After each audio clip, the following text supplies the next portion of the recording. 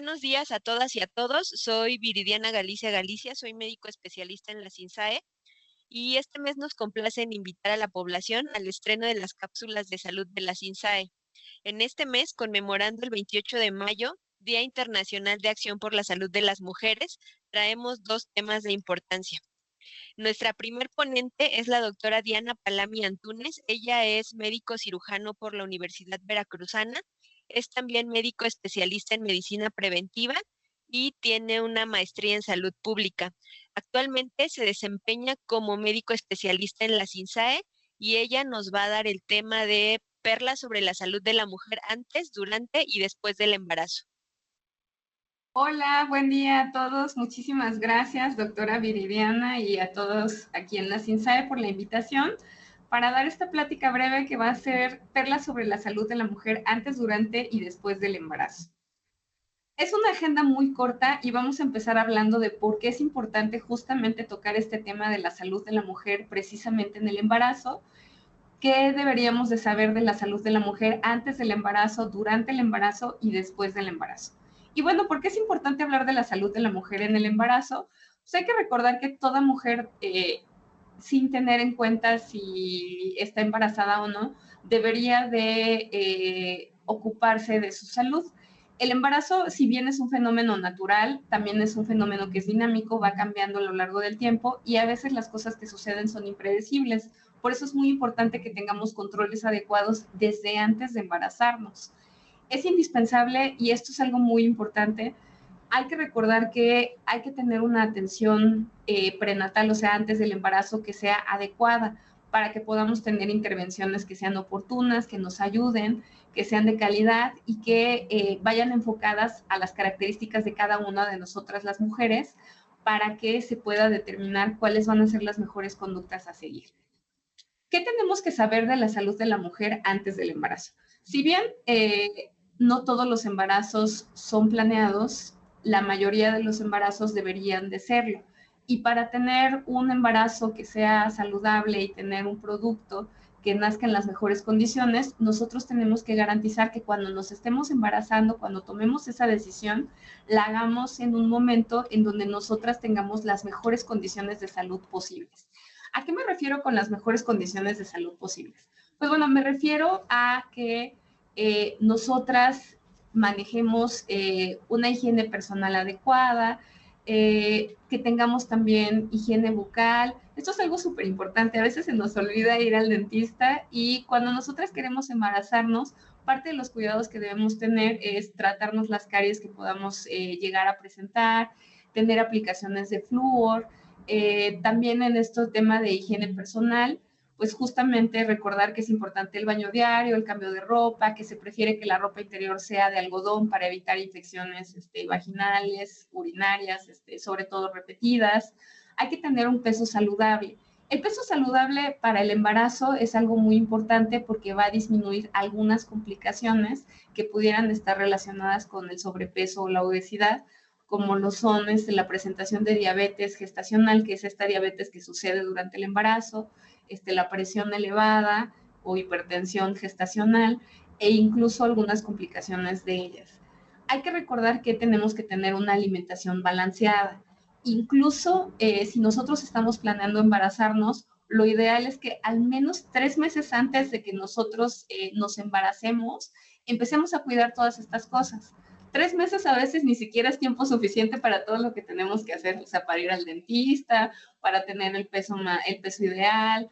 Hay que tener todas nuestras detecciones también al día. Entonces, hay que procurar que antes del embarazo tengamos nuestro papá Nicolau, que haya salido normal, que no tengamos ninguna infección en ese momento, que nuestros esquemas de vacunación estén completos para la edad. Esto es algo muy importante que tenemos que valorar antes de embarazarnos incluso.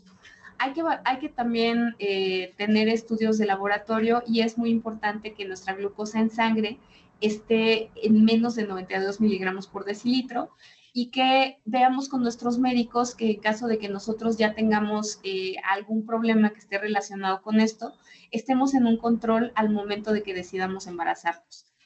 Si nosotros utilizamos métodos anticonceptivos y estos métodos anticonceptivos son de los que se consideran hormonales, O sea, son medicamentos tomados o medicamentos inyectados o en un parche o incluso con un dispositivo intrauterino. Tenemos que suspender estos anticonceptivos 3 meses antes del embarazo. Y para esto, pues es importante también platicarlo con nuestro médico, acudir a una valoración que se conoce como valoración pregestacional. Hay que hacer actividad física. La actividad física es muy importante. Actividad física es evidentemente toda la actividad donde nos movemos. Entonces es importante caminar o nadar o andar en bicicleta o hacer algún deporte, y que esta actividad física sean de 30 a 60 minutos diarios, al menos 5 veces a la semana, y que 2 veces a la semana estemos haciendo algún ejercicio de fuerza. Este sería el escenario ideal. Tenemos que ver también que sobre todo 3 meses antes del embarazo hay que empezar a suplementarnos. Entonces hay que estar pensando en que no tengamos ningún déficit de hierro ni de vitaminas y empezar a tomar micronutrientes. Y sobre todo es muy importante empezar a consumir ácido fólico, que nos va a indicar el médico en su momento la dosis. Y este ácido fólico incluso también se recomienda en nuestras parejas. Entonces, estas son las cosas que tendríamos que estar pensando antes de embarazarnos. Y digo antes, 3 meses antes, 6 meses antes, ¿no? O sea, ya cuando está el plan de tener un hijo. Ahora, ¿por qué es importante la valoración pregestacional? La valoración pregestacional es esta consulta que nosotros vamos a tener con un médico, de preferencia con nuestra ginecóloga o con el médico del centro de salud, nuestro médico familiar. Y en esta valoración pregestacional, lo que hacemos los médicos es justamente ver si esta paciente tiene algún riesgo por alguna patología que ya tenga o el riesgo de desarrollar alguna patología durante el embarazo. Y lo que se hace es, se trata de hacer acciones de prevención. Entonces lo que hacemos es modificamos lo que se pueda modificar, y lo que no se puede modificar, pues lo controlamos o lo vamos evaluando con el tiempo. Entonces, hay algunas patologías, y esto es muy importante: que uno tenga una enfermedad no es una contraindicación para embarazarse. O sea, los médicos lo que hacemos nada más es ver cuál es el riesgo para la paciente y comentarlo con las pacientes. Entonces, es muy importante también que haya esta apertura con sus médicos para poder decirles, si ustedes ya saben que tienen algunas de las patologías que están acá, comentarlo con ellos y ver cuáles serían los controles que deberían de tener. Si toman algún medicamento siempre y hay justamente esta intención de embarazarse, cuál sería el medicamento que se utilizaría durante el embarazo, por ejemplo, ¿no? Si tienen alguna patología ya preexistente, ¿cuándo se considera el mejor momento para embarazarse, ¿no? O sea, justamente cuando estén en control. Entonces, todas estas patologías que tenemos acá, el médico las pregunta para ver cuáles son las acciones a seguir. Hay algunas patologías que no son crónicas, que no son no transmisibles, sino que son infecciosas. Durante el embarazo y antes del embarazo es importante saber si nosotros en algún momento de nuestra vida sexual nos contagiamos de la infección por VIH, o tenemos ya diagnosticado como tal un síndrome de deficiencia adquirida o SIDA, si tenemos tuberculosis, si en algún momento nos contagiamos de hepatitis B o de sífilis, que es la prueba de BDRL positiva que vemos ahí. Entonces, esto es importante y hay que recordar que justamente se hace porque esto puede también traer complicaciones para el recién nacido si no se toman acciones correspondientes. Nada de lo que está acá realmente es una contraindicación. Lo que realmente nosotros buscamos valorar es que haya las mejores condiciones para el embarazo, para la mamá y evidentemente también para el bebé. Entonces, también se evalúan factores sociales de riesgo. Es importante que si hay planes de embarazarse y hay consumo de sustancias, este consumo se evite. Entonces, esto es muy importante. Y cuando hablamos de consumo de sustancias, incluso hablamos del consumo de marihuana. Entonces, todas estas sustancias pueden tener algún efecto en el embarazo y es recomendable que no se utilicen. También se buscan algunos factores más, como saber si hay violencia o no, buscamos cómo ayudar a los pacientes y vemos antecedentes de riesgo ya ginecológico como tal, ¿no? Si ya tienen cesáreas previas, si tienen más de 2 cesáreas, si ha habido varios abortos, si pasaron pocos meses entre el bebé anterior y el nuevo bebé, si la edad es muy joven, o sea, si es adolescente, o si la edad es de 35 años o más, porque va a haber diferentes riesgos. Queremos también saber si ya utilizan métodos de planificación familiar y por eso no se habían embarazado, o si en realidad hay algún riesgo o sospecha de que vaya a haber una complicación para la concepción de este embarazo. Y vemos si el embarazo es a mediano plazo o a corto plazo. A corto plazo sería en 3 meses y a mediano plazo sería como ir al médico y decirle, me gustaría embarazarme el siguiente año o en 2. Entre más tiempo pase entre nuestra valoración pregestacional y el embarazo, más tiempo tenemos nosotras como mujeres para estar en las mejores condiciones de salud. Y bueno, esto es básicamente lo que pasa cuando tú llegas a una valoración pregestacional, te hacen este tamizaje donde te identifican estas patologías que ya vimos, ven si usas o no usas métodos anticonceptivos, te asesoran en metodología anticonceptiva temporal para que se puedan mejorar las condiciones si fuera el caso. Si tienes alguna enfermedad, pues pasas a valoración y a tratamiento de un grupo interdisciplinario para manejar los factores de riesgos. Y básicamente para eso es. Cuando ya estamos embarazadas, tenemos que seguir teniendo los mismos cuidados previos. Entonces hay que tener mucho cuidado con la higiene personal. Y esto es más importante todavía cuando te embarazas. Cuando te embarazas eres todavía más propensa a tener infecciones vaginales, infecciones de vías urinarias. Entonces hay que tener mucho cuidado con la higiene personal. La higiene bucal sigue siendo importante. Hay que tener el peso saludable.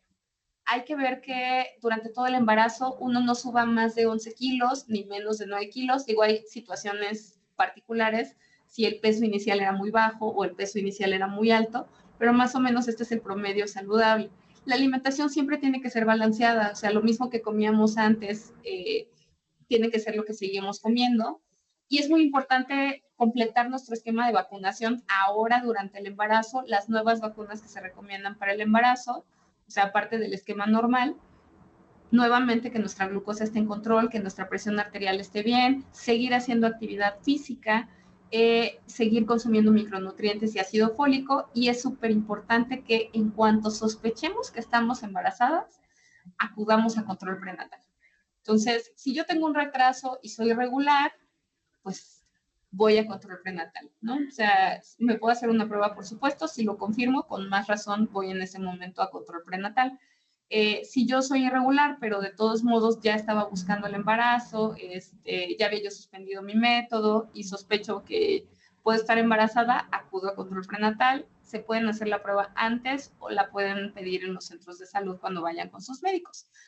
Ahora, ¿cuántas consultas debería uno de tener en el embarazo? Por lo menos 8.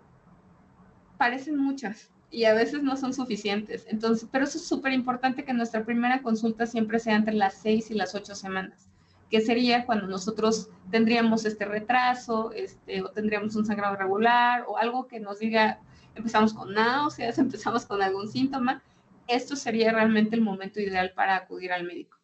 Entre las 6 y las 8 semanas es importante acudir para que tengamos también nuestro primer ultrasonido, para que tengamos los primeros estudios de laboratorio, la segunda consulta de las 10 a las 13.6 semanas, antes de las 14, la tercera consulta de las 16 a las 18, la cuarta consulta a las 22 semanas, la quinta consulta a las 28 y así sucesivamente a la semana 32, a la semana 36, y si el bebé todavía no ha nacido, de la 38 a la 41, una octava consulta. Ahora, esto es muy, muy importante porque muchas veces perdemos oportunidades valiosas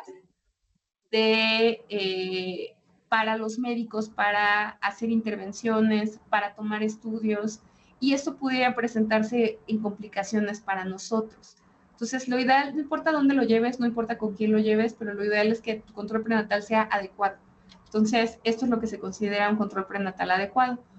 Al menos 2 ultrasonidos, uno antes de la semana 14, idealmente entre la 11 y la 14, uno antes de la semana 28, entre la 24 y la 28, y si hay ultrasonidos adicionales, está perfecto también.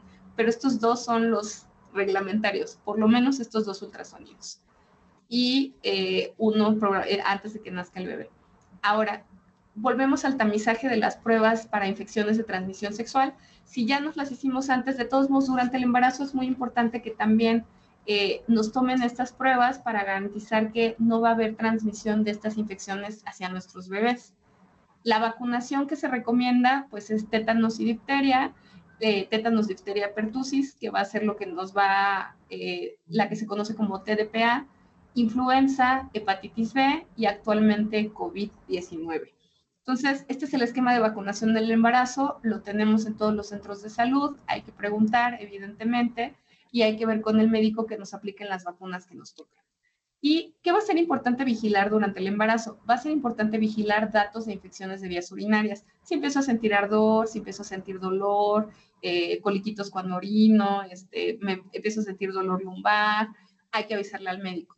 Si tengo infecciones vaginales, si el flujo cambia de color, si empieza a oler raro, si empiezo a tener comezón o ardor también, hay que notificarlo. Si tengo sangrado vaginal, es una urgencia. Y la preeclampsia, que es esta enfermedad que les decía que va a estar relacionada con que suba la presión arterial. ¿Cómo me voy a dar cuenta? Bueno, empiezo a sentir dolor de cabeza. Este dolor de cabeza puede hacer que yo empiece a ver como lucecitas, como cuando abres y cierras los ojos rápido y empiezas a ver esas lucecitas. Que sumen los oídos, como cuando oíste, no sé, saliste de un concierto o pasaste en un lugar con mucho ruido y queda como este zumbidito. Esos son datos de alarma. Si aparte hay dolor abdominal, pues hay que correr al hospital. Y cuando hay presencia de contracciones, sobre todo en etapas tempranas, cuando no estamos esperando que el bebé ya nazca. Entonces, esto es importante vigilarlo durante el embarazo, acudir siempre al médico, no automedicarse, sobre todo en esta etapa, esto es algo muy, muy importante.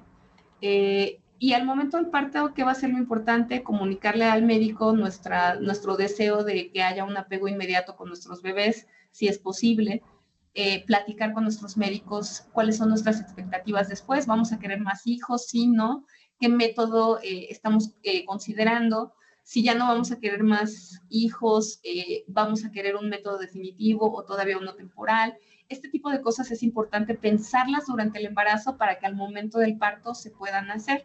Y también platicar con nuestros médicos durante todo el proceso cómo va a ser esta lactancia materna, ¿no? O sea, cuáles son las técnicas, qué necesito saber, todo esto para que al momento del parto inicien estas tres cosas. Y bueno, ¿qué pasa después del embarazo y después del parto? Después del parto hablamos de un periodo de puerperio o cuarentena, que son estos 42 días o 6 semanas después de que mi bebé nació, ya sea por parto o por cesárea, que es súper importante acudir a mi control médico. O sea, si el médico me cita a las 7 días de mi cesárea, tengo que acudir. Y si me citan al mes, también. Entonces, estas dos citas son muy, muy importantes para que los médicos vean que todo va bien. ¿Qué va a pasar después del parto? Vamos a tener cólicos, la gente los conoce como entuertos. Estos cólicos van a ser parecidos a los cólicos menstruales. Estos cólicos también van a ir acompañados de un sangrado vaginal que va a ir cambiando de color y va a ir cambiando en volumen. Cuando uno acaba de tener un bebé, pues hay más sangrado y tiene que ir disminuyendo. Va a pasar de rojo a cafecito, de cafecito a rosado, de rosado a tal vez a medio amarillento, blanco. Y entonces ahí terminó. ¿Cuáles son los datos de alarma en este periodo? Si yo tengo fiebre, y aquí ojo también porque va a haber dos posibles causas de fiebre y una está relacionada con un segundo punto que vamos a ver más adelante. Si yo tengo sangrado muy abundante, si mi sangrado tiene mal olor, si tengo flujo que huele mal, si tengo dolor abdominal, si las mamas se me están poniendo rojas, duras, aumentan de temperatura. Estos son causas para ir al médico. A veces este enrojecimiento de las mamas va a dar esta fiebre. A veces la fiebre la puede dar una infección que nos quede en el útero, por eso es muy importante acudir al médico cuando tengamos estos datos de alarma. Y obviamente, pues, vigilar todo lo relacionado con la lactancia materna, ¿no? O sea, la técnica, cuánto estamos sacando, si se nos están agrietando los senos o no, poder humectarlos, que no haya infecciones en esta zona de la piel. Entonces, todas estas cosas van a ser muy importantes después del embarazo. Pues bueno, como consideraciones finales, hay que recordar que nosotros podemos tener un mejor desenlace nosotras mismas y para nuestros bebés si nosotros planeamos los embarazos y empezamos a vigilar todas estas condiciones de salud desde antes del embarazo. Y pues bueno, eso sería todo. Muchísimas gracias por su atención. Nuestra siguiente ponente es la doctora María Elena Carreño. Ella es médica especialista en ginecología y obstetricia y actualmente se desempeña como médico especialista en la CINSAE. Ella nos va a dar el tema de Decálogo de la Mujer en la Menopausia, cómo llevar una vida saludable. Adelante, doctora, gracias. Hola, buenos días. Muchas gracias por la invitación, doctora Viri. Aquí conmemorando el mes de mayo por el Día de las Madres y nos da mucho gusto estar con ustedes. Vamos a hablar del decálogo de la mujer en la etapa de la menopausia. Como lo dice el nombre, pues vamos a dedicarnos, como es un tema muy amplio, solamente en 10 puntos, que vamos a abarcar la mayoría de las preguntas y de las dudas que podamos tener durante la menopausia. Entonces aquí se ve el decálogo. Vamos a ver primero: conoce tu cuerpo y comprende la menopausia, una dieta equilibrada, el ejercicio físico regular, el cuidado de la salud ósea. Como punto número 5 está la atención a la salud cardiovascular, el 6 es el adecuado manejo del estrés, el 7 adecuados hábitos del sueño, el 8 cuidado de la salud mental, el 9 el cuidado de la salud íntima y el 10 pues mantener una actitud positiva. Entonces empezamos con el decálogo, con el punto número 1. Debemos de conocer nuestro cuerpo y comprender la menopausia. Para entender esto, pues la menopausia es una cuestión natural o fisiológica que puede ocurrir después de los 40 años y empieza con cambios hormonales y cambios en tu cuerpo 2 años antes. Es la premenopausia, con aumentos de peso, a veces sube la presión, se altera un poco, te cuesta más trabajo bajar de peso, a veces te deprimes, hay ciertos cambios que pueden ocurrir. Pero lo más importante es que podamos entender o debamos de entender qué es la menopausia, que solamente es la etapa donde acaba la vida reproductiva de una mujer y en términos prácticos es cuando la mujer ya no menstrua o ya no le baja la menstruación, la regla, por más de 12 meses.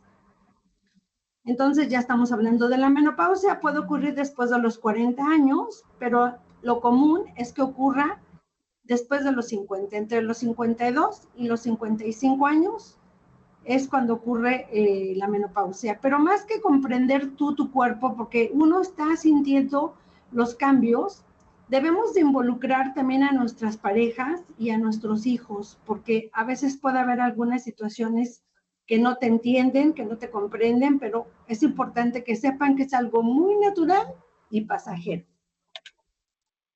En el punto número 2 vamos a hablar de una dieta equilibrada. Tenemos que tener una dieta equilibrada, acuérdense del plato del buen comer. Hay que comer menos carbohidratos, un poquito más de proteínas y la grasa pues con sus medidas, ¿no? Los ácidos grasos con sus medidas necesarias. Ahorita vamos a hablar de qué alimentos podemos comer durante esta etapa o debemos de, si es posible, comer en esta etapa. El punto número 3 es el ejercicio regular. Debemos de hacer ejercicio regularmente para que esta etapa de la transición sea más fácil y más llevadera para que todos entendamos, bueno, nosotros las mujeres entendamos y llevemos mejor esta etapa de nuestra vida. Entonces, el ejercicio físico te da beneficios, como que te mejora la salud cardiovascular, te permite no subir de peso, te da tranquilidad porque liberas el estrés que puedas tener, te evita la pérdida de hueso y la pérdida de músculo, y además te libera endorfinas que hacen que, unas sustancias que te hacen que tú estés un poco más feliz. Entonces, las recomendaciones son que tenemos que ir con el médico para que nos autorice qué tipo de ejercicios o qué ejercicios podemos hacer. Se recomienda hacer ejercicio por lo menos 5 días a la semana, durante 30 minutos cada vez. Si puedes los 6 o los 7 días estaré bien, pero se recomienda también que descanses entre la semana. Debemos de hacer ejercicios, además te mejora la calidad de sueño, evita el estrés. Tenemos que hacer ejercicio de forma gradual. No podemos hacerlo tan rápido, tienes que ir poco a poco subiendo la intensidad de los ejercicios y también debemos de hacer los ejercicios de preferencia en la mañana para que ya podamos en la noche dormir y estar relajadas. ¿Qué tipo de ejercicios se recomiendan? Pues hay que hacer ejercicios aeróbicos para mejorar el sistema cardiovascular, como es nadar, correr, caminar. Hay que hacer ejercicios de ligas o de fuerza muscular, como son las ligas, las pesas de bajo peso, y hacer ejercicios también de estiramientos, como el yoga, por ejemplo, y que te relajen, como el tai chi es un ejercicio recomendado de manera importante en esta edad, para que también te mejore el equilibrio y evite el riesgo de caídas. Y si haces ejercicio, bueno, también vas a prevenir la pérdida de masa muscular y masa del hueso. Puedes hacer el ejercicio con estiramientos, puedes hacer yoga, tai chi, aeróbics, bicicleta, caminar, nadar, trotar. Y para mejorar la salud ósea, que es el punto número 4, pues tenemos que tener una dieta rica en calcio, si es posible. Si te lo permite el médico, bueno, tomar un poco de leche, comer queso, comer yogur, comer verduras de hoja verde, oscura, de preferencia selgas, espinacas, berros, brócoli, apio. Podemos comer, si se puede, algo de pescado, de preferencia salmón, si es posible. Y si no, bueno, pues también comer las verduras que podamos comer. La col también es muy buena que tiene bastante calcio. El punto número 5, tenemos que cuidar la salud cardiovascular. Tenemos que ir con el médico para que nos haga un chequeo, que nos mida la presión arterial, si es posible que la puedas hacer en casa o con alguna farmacia, con algún médico cercano, que te esté checando la presión por lo menos cada 8 días o 2 veces al mes para que estemos tranquilos. Hay que evitar algunos alimentos que contengan cafeína, como el café, los refrescos de cola, el té verde, el té negro. Si fumas, pues hay que evitar el fumar, hay que evitar todos los productos, si se puede, enlatados, hay que comer un poco más de cosas naturales y evitar en lo posible la comida chatarra, como son las pizzas, hamburguesas, malteadas, postres, porque las grasas poliinsaturadas alteran el sistema hormonal y te puede ir un poco más mal con los síntomas si comes estos alimentos. Entonces hay que tratar de cuidar la salud cardiovascular, porque una vez que estamos en la menopausia, tenemos el mismo riesgo de un infarto que un varón, porque ya no tenemos las suficientes hormonas que son cardioprotectores o protegen el corazón. Y también es importante medir los niveles de glucosa en sangre, de triglicéridos, colesterol, para saber qué riesgo vascular tenemos y así evitar que nos pueda dar un problema cardiovascular. El punto número 6, hay que tener un adecuado manejo del estrés, hay que hacer algo que te libere del estrés, que te guste. A algunas mujeres les gusta tejer, a otras les gusta correr, a otras les gusta leer. Adecuado manejo del estrés. Se recomienda este ejercicio, el tai chi, ejercicios de meditación, por ejemplo, para que disminuya los niveles de estrés y funcionan a la perfección. El punto número 7 es muy importante, tener adecuados hábitos de sueño. Tenemos que tener una hora habitual para dormir, de preferencia antes de las 11 de la noche. No usar los dispositivos electrónicos una hora antes de acostarte, como celulares, tabletas, televisión. Tener una luz tenue o apagar la luz para que puedas dormir y tener un sueño reparador para que al otro día te encuentres bien. Entonces, debes de tener unos hábitos de sueño adecuados. El punto número 8 es el cuidado de la salud mental. Es muy, muy importante que uno acepte que estás, a lo mejor a veces te deprimes, estás muy irritable, te enojas de todo, la gente te ofende o te dice es que estás en la menopausia, cosas así. Entonces tú tienes que ser capaz de entender y explicarle a esas personas, a lo mejor, si es tu familia más cercana, qué es lo que te está ocurriendo. Y si no puedes con esa situación, se vale y es muy loable que pidas ayuda. Podemos ir con los psicólogos, puedes tener, a lo mejor, si ella lo considera, el psicólogo que no puede ayudarte, a lo mejor con un psiquiatra, porque en esta edad sí se deprimen porque hay altibajos hormonales. Es muy parecido a cuando eres adolescente, que empiezan a subir y a bajar las hormonas. Bueno, aquí pasa lo mismo, nada más que aquí ya tienes una familia, ya tienes una pareja, ya tienes otras ocupaciones, a veces trabajo, a veces el cuidado de los hijos, de los papás. Es una etapa donde también tus papás se enferman, donde tus papás se mueren. Es una edad donde tus hijos se casan, es el síndrome del nido vacío. Son muchas cuestiones en esta edad que te pueden ocurrir y tienes que tener la capacidad de entender y de pedir ayuda sin que te dé ninguna vergüenza. El punto número 9 es muy importante. Tienes que tener un cuidado de la salud íntima. Tienes que tener tu baño diario, de preferencia, usar pantaletas de algodón para que no tengas infecciones. Si tienes resequedad vaginal, puedes utilizar un lubricante en base a agua, un gel en base a agua.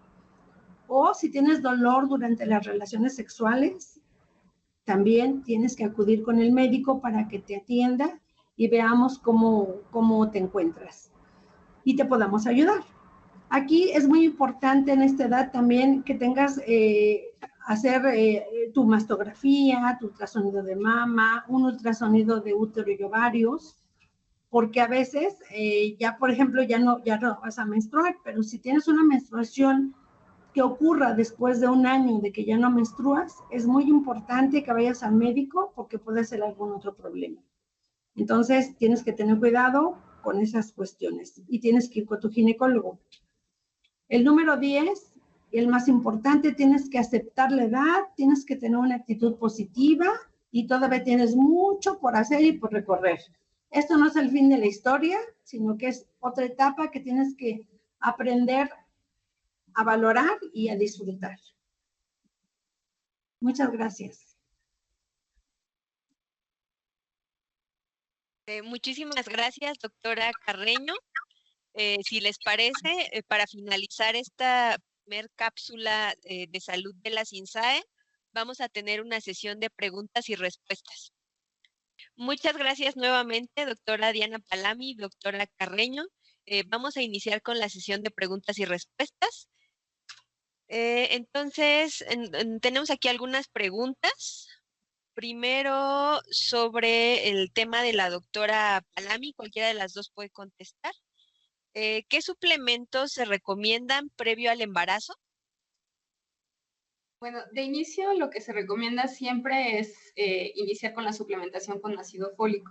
Hay que evaluar el grado de nutrición o desnutrición que tenga la persona y entonces sobre eso también pudieran hacerse recomendaciones adicionales, por ejemplo, para hierro, para suplementar con hierro en caso de que haya algún grado de anemia.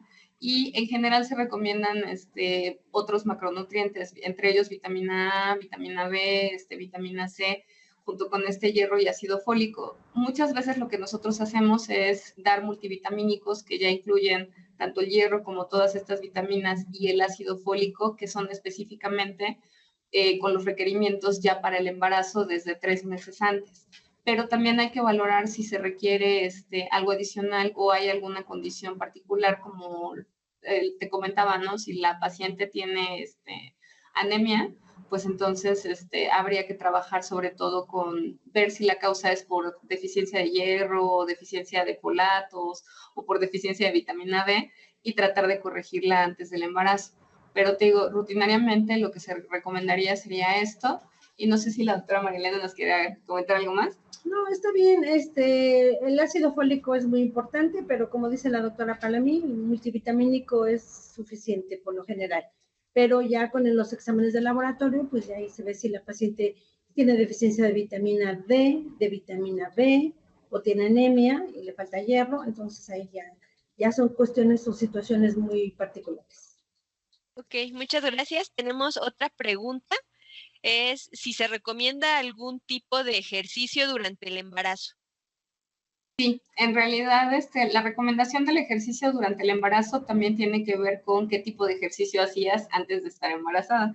Entonces, esto es algo muy importante. Los ejercicios durante el embarazo, o sea, se recomienda que uno mantenga la actividad física. Y para que uno tenga la actividad física adecuada, uno tendría que estar haciendo 150 a 300 minutos de actividad física moderada. Actividad física moderada es caminar, nadar, pasear a tu perro, alguna clase como lo platicaba la doctora, yoga, tai chi, y bueno, algunos tipos de yoga. Aquí también es importante que si tú antes del embarazo practicabas algún otro tipo de deporte o hacías algún otro tipo de ejercicio, no está contraindicado, pero sí hay que tener cuidado con todos los deportes en donde puede haber golpes en el abdomen o caídas sobre el abdomen.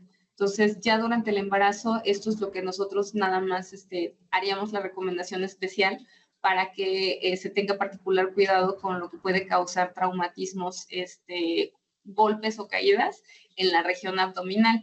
Pero en cuanto a la intensidad del ejercicio, si uno hacía ejercicio intenso antes, puede continuar la rutina, siempre y cuando no haya una contraindicación ya del médico por casos particulares, ¿no? Entonces, va a haber algunas pacientes en donde se les va a recomendar que el ejercicio no sea tan intenso, o que incluso haya reposo en ciertas circunstancias. Pero en general lo que se recomienda es mantener la actividad física. Si no hacíamos actividad física y éramos sedentarias, al menos que durante el embarazo logremos tener esta actividad física para que también nos ayude con el peso y demás. Sí, se recomienda por lo menos caminar. Eso es por lo menos de los ejercicios, porque pues hay chicas que quieren iniciar el ejercicio cuando están embarazadas, pero como dice la doctora Palamí, si ya hacías ejercicio antes, está bien que continúes con el ejercicio. Hay chicas que corren, que hacen otras actividades, si lo puedes permitir, siempre y cuando clínicamente pues no esté contraindicado. Ok. Tenemos otra pregunta y es, ¿qué especialista es el indicado para llevar el control previo al embarazo? O sea, ¿tiene que ser necesariamente un ginecólogo? ¿Puede ser un médico familiar de nuestra clínica? ¿Puede ser a lo mejor un médico general? ¿Quién es el especialista indicado para llevar el control previo a que deseamos embarazarnos? Bueno, el Centro Nacional de Equidad de Género y Salud Reproductiva sacó en su momento unos lineamientos sobre la atención pregestacional, que es esta atención que hay que llevar antes del embarazo. Entre estas recomendaciones, lo que se recomienda es justamente que sea por lo menos un personal de salud capacitado en este tema, que pudiera hacer justamente todas las opciones que mencionaste. Un médico general, un médico familiar, idealmente un médico ginecólogo. Hay que recordar también que las características de la paciente también van a condicionar si se requiere la participación de más especialistas. Por ejemplo, si yo soy una paciente que vivo con una enfermedad inmunológica, yo voy a ser una paciente que voy a necesitar más que solamente la consulta de mi médico familiar. Probablemente voy a necesitar que me siga viendo reumatología, que me vea también ginecología. Va a haber algunas patologías que van a requerir de la participación de servicios especializados como biología de la reproducción. Vamos a requerir también, en algunos otros casos, incluso hasta asesorías genéticas. Entonces, si bien la valoración inicial de la primera consulta pregestacional la puede hacer cualquiera, cuando uno identifica ya, cualquiera de los médicos que vimos, ¿no? O sea, no cualquiera, ya una vez que se identifica una condición particular, hay que referirlo ahora sí a un nivel más especializado. Entonces, en condiciones normales, en situaciones de pacientes sanas, jóvenes, de muy bajo riesgo, en realidad estas primeras visitas las pueden hacer con su médico de cabecera. Si tienen un ginecólogo, también pueden acudir idealmente también con su ginecólogo de cabecera y llevar este control. Pero sí vamos a necesitar personal más especializado para casos particulares. Sí, efectivamente, estoy de acuerdo. No es en general, pero pacientes jóvenes, sanas y factores de riesgo, podemos verlas médico general, ginecólogos, y ya cuando se requiera de algún otro, ya una vez embarazada, si hay riesgo, también te puede ver un materno-fetal, que antes les llamábamos perinatólogos, ¿no? Un materno-fetal depende de la patología de fondo, pero el embarazo es dinámico, entonces las condiciones pueden cambiar en cualquier momento pero es muy importante que la paciente esté informada, sepa todo eso y no deje de ir a sus consultas precisamente para detectar cualquier situación que pueda cambiar y podamos prevenir o arreglar pues alguna situación que pueda desencadenarse durante el embarazo. Gracias. Tenemos otra pregunta. ¿Cuál es el tiempo ideal que debe de pasar entre un embarazo y otro? 2 años por lo menos. Desde que nace el bebé hasta que te embarazas nuevamente. Ese es el periodo intergenésico, es al que se le llama así. Pero, digo, si ocurre un embarazo antes de esa fecha, pues lo podemos llevar, pero también tiene cierto factor de, pues, un poquito de riesgo, ¿no? Sobre todo si fue cesárea, pero se recomienda 2 años. Ok. De este tema, la última pregunta, que es, ¿cuál es la dificultad para lograr un embarazo después del uso de anticonceptivos hormonales? ¿Existe? En realidad ninguno. La paciente, la verdad es que las pacientes jóvenes de ahora trabajan y están acostumbradas a tener su agenda muy marcada, entonces se empiezan a estresar cuando no se embarazan el primer mes, al segundo, porque ellas dicen, bueno, me embarazo en abril y mi hijo nace en enero y va a la escuela en julio, y eso no es posible. Entonces hay que decirle a las pacientes, una vez que intentan que suspenden los hormonales, 3 meses, todavía tienen 1 año para embarazarse por sí solas, obviamente con su pareja, pero sin ayuda de un perinatólogo, de un, biólogo de la reproducción.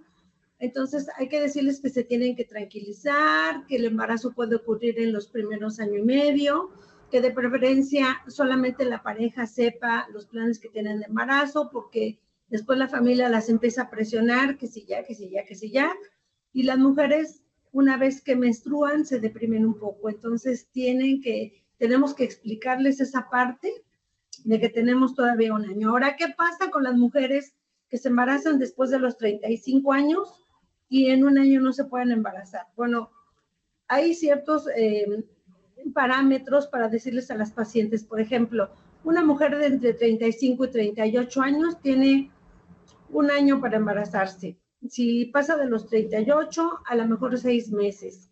Y ya, si pasa de los 40, pues ya nada más tiene 2, 3 meses y a lo mejor hay que pedir ayuda o referirla, pero aquí la cuestión es que en los hospitales materno-fetales, por lo menos en los hospitales públicos, las quieren a las pacientes menores de 35 años y que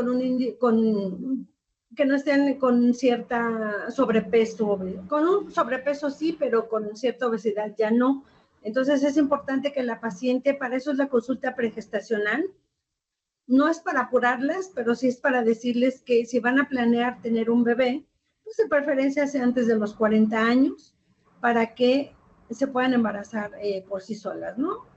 Y bueno, ya si no quieren o lo que sea, pues entonces hay que también saberles aconsejar. Ahora con las técnicas de biología de la reproducción, probablemente que congelen sus óvulos, que es un procedimiento caro, no lo hacen en cualquier lugar, y ellas pueden embarazarse el tiempo que sea necesario, porque ¿qué pasa con los óvulos? Tienen la misma edad que tú, entonces si tienes 35 años, tu óvulo va a tener 35.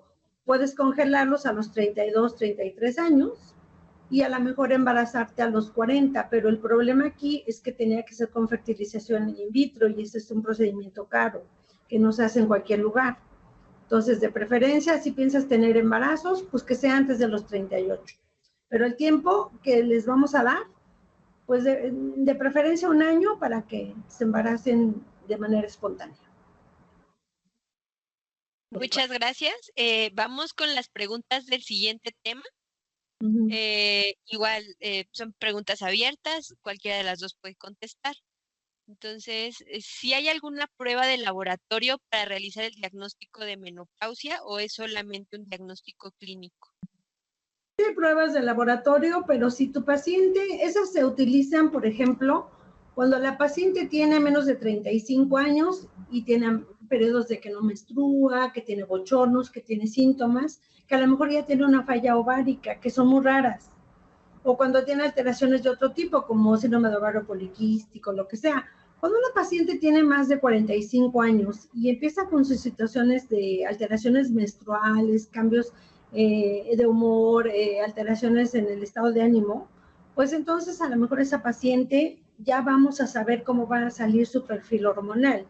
Yo preferiría que esa paciente mejor gastara o el insumo se gastara en otra cosa, por ejemplo, en hacer una mastografía, en hacer a lo mejor un perfil de tiroides para descartar otra cosa. Y entonces puede servirte, pero ya no es tan importante hacer un perfil hormonal después de los 48 años, a menos de que sospeches de que hay alguna otra patología agregada, pero si es para la pura menopausia, el diagnóstico es clínico por lo general. Okay. Esta es una pregunta relacionada con la alimentación, o sea, ¿qué alimentos están recomendados justo para evitar la descalcificación que ocurre o que es muy frecuente en esta etapa? Pues de preferencia alimentos ricos en calcio. Si se puede, yogur, quesos blancos como panela, cottage o Oaxaca. Hay que evitar los quesos amarillos porque tienen más grasa. Y yogur puedes comer también. Si se puede, sardina, si se puede, pescado, si se puede, frijol, también hay que comer porque a veces tú le puedes decir a la paciente come salmón, pero pues a veces no les alcanza, pero haciendo ejercicio y evitando alimentos ricos en cafeína, como repito, el café, la Coca-Cola, los tés verdes, té negros, eso hace cosas enlatadas, embutidos, como el jamón, la mortadela, la salchicha. Hay que evitarlas hasta donde sea posible, porque traen conservadores que tienen sales que desgastan o que descalcifican el hueso. Entonces, de preferencia, comer cosas naturales, verduras de hoja verde, es muy importante, acelga, berros, espinacas, brócoli, apio, y sobre todo hacer ejercicio. Entonces, esto es multifactorial y la paciente tiene que ir cuando empieza con sus alteraciones menstruales, que es la etapa premenopáusica, 2 años antes, el climaterio que le llaman algunos, porque ahí es cuando empieza la descalcificación. Entonces, la paciente tiene que estar informada de que debe de hacer ejercicio, eso retrasa la descalcificación y si es necesario, bueno, ya después de los 45, 50 años, hacerse una densitometría ósea para ver cómo está la calidad del hueso, porque también tomar calcio en exceso puede no ser tan bueno, y hacer un estudio de laboratorio donde diga qué nivel de vitamina D y calcio está manejando esa paciente. Entonces, no a todas hay que darle suplemento. Tienen que ir con el médico para que les recomiende qué se tiene que hacer. Entonces, tengas algo. Sí, nada más, justo, pero ya lo mencionó, la importancia de la actividad física y también la importancia de que por lo menos 15 minutos al día te dé el sol para que justamente esta vitamina que estás ingiriendo pueda hacer su función. Entonces es importante también que nos dé el sol 15 minutos, digo, no a la hora de 12 a 2 de la tarde, pero sí en algún otro horario, es importante también esto. Y hay que recordar que la actividad física hace que mantengamos la masa muscular y que tengamos esta salud ósea. Y esto es lo que nos va a prevenir también en el futuro, cuando seamos más grandes, tener sarcopenia, que es esta pérdida importante de masa muscular y de tejido óseo cuando ya somos adultos mayores. Y también esta fragilidad, que es justamente la que se da cuando envejecemos y empezamos a presentar fracturas con caídas o traumatismos leves. Entonces, es muy importante mantener justamente la actividad física. Para finalizar, tenemos 2 preguntas más. Esta es con respecto al papel de los disruptores endocrinos en la menopausia precoz. O sea, ¿qué son estos disruptores y si influyen en estos cambios hormonales que tenemos durante la menopausia? Claro que influyen. Una menopausia precoz, estamos hablando de una mujer menor de 35 años, y entonces vamos a ver si realmente tiene una menopausia. Ella, repito, si hay que hacer exámenes de laboratorio muy completos, hay que hacer exámenes de otro tipo, también tomografías y cosas para ver cómo está el eje desde el cerebro, la tiroides, las mamas y los ovarios, ¿no? A ver qué es lo que está pasando con esta persona.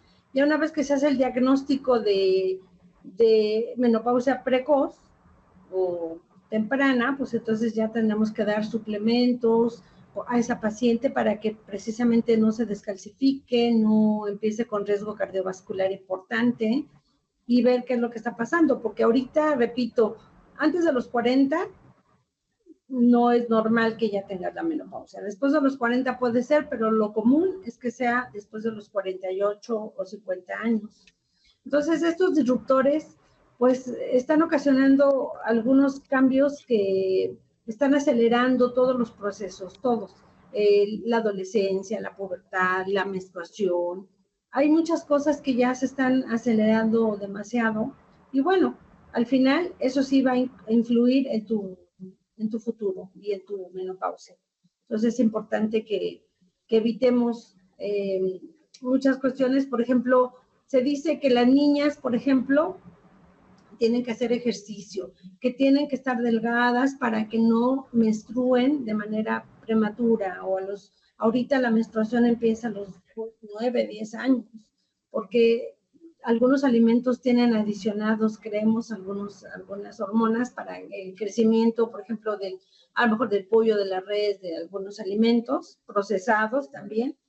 Y entonces hay que evitar en lo posible que esas niñas empiecen a menstruar, porque entonces su vida va a ser más rápida para todas las cuestiones. También es importante que sepamos que algunas mujeres que se someten a tratamientos de biología de la reproducción, a veces las hacen ovular en exceso y entonces esos óvulos hacen que si a lo mejor tú ibas a ovular otros 6 meses porque eran 6 óvulos, a lo mejor con eso te hacen ovular 12 y ya te acortaron un poco 6 meses tu llegada a la menopausia, ¿no? Entonces es importante que las pacientes sepan todo eso.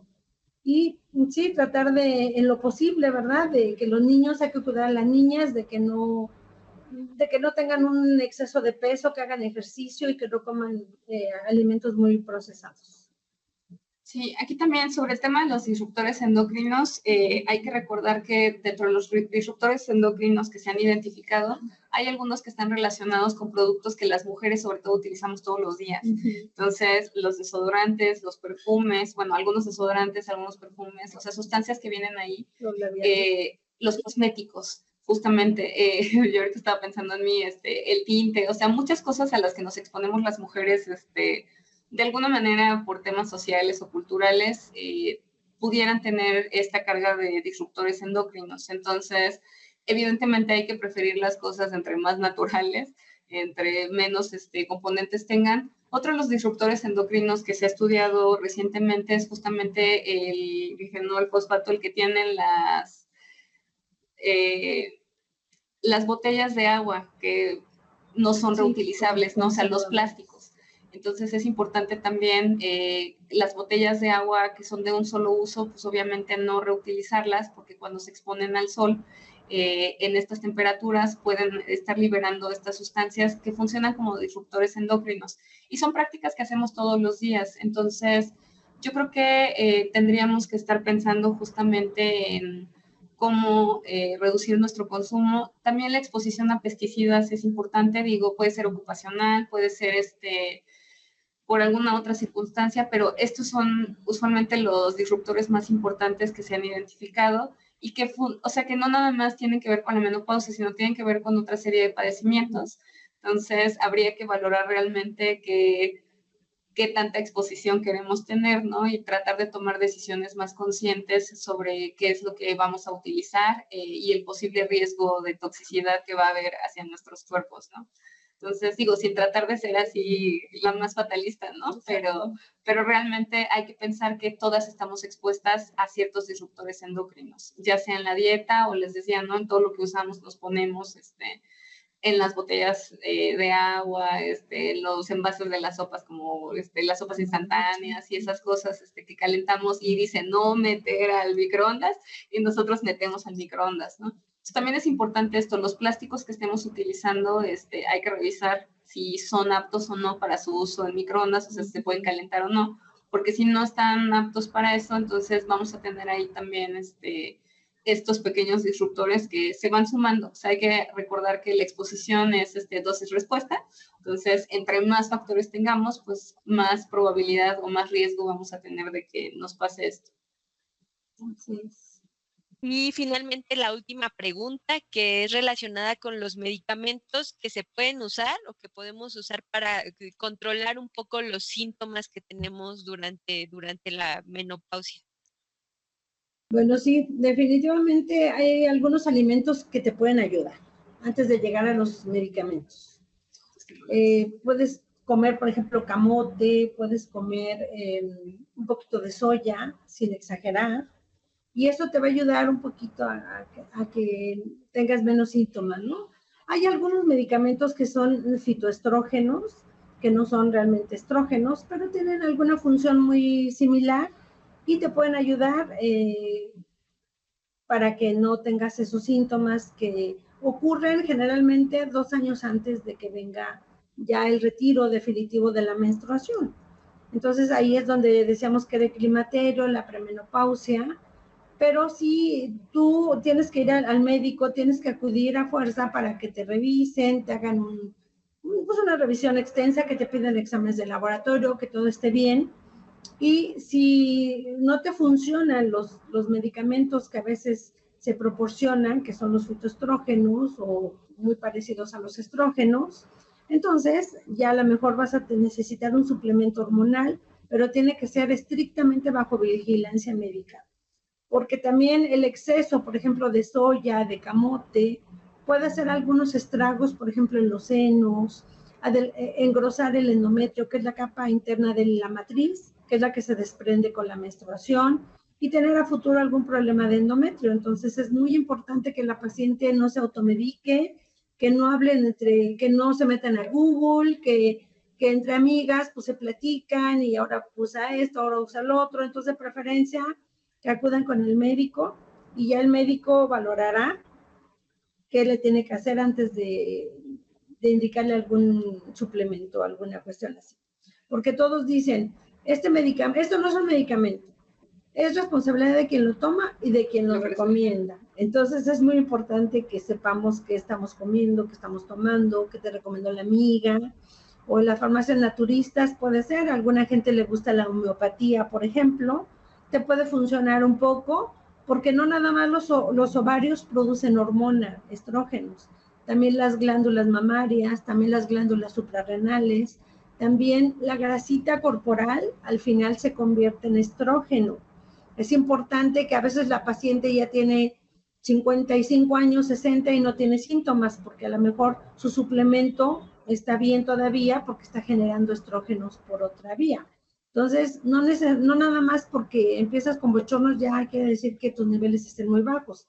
A lo mejor en esa paciente sí convendría, en un momento dado hay que individualizar cada caso y a lo mejor sí pedirle algún examen de laboratorio para ver cómo están sus niveles hormonales y en base a eso pues darle una suplementación con hormonas o no, o con fitoestrógenos o con algunos otros medicamentos que ahorita en el mercado están muchos inundando y algunas les funcionan, algunas no, algunas nada más con hacer ejercicio se les pasan, a veces con la temporada, a veces comiendo los alimentos que te dije, a lo mejor camote, un poquito de soya, con eso van a mejorar bastante.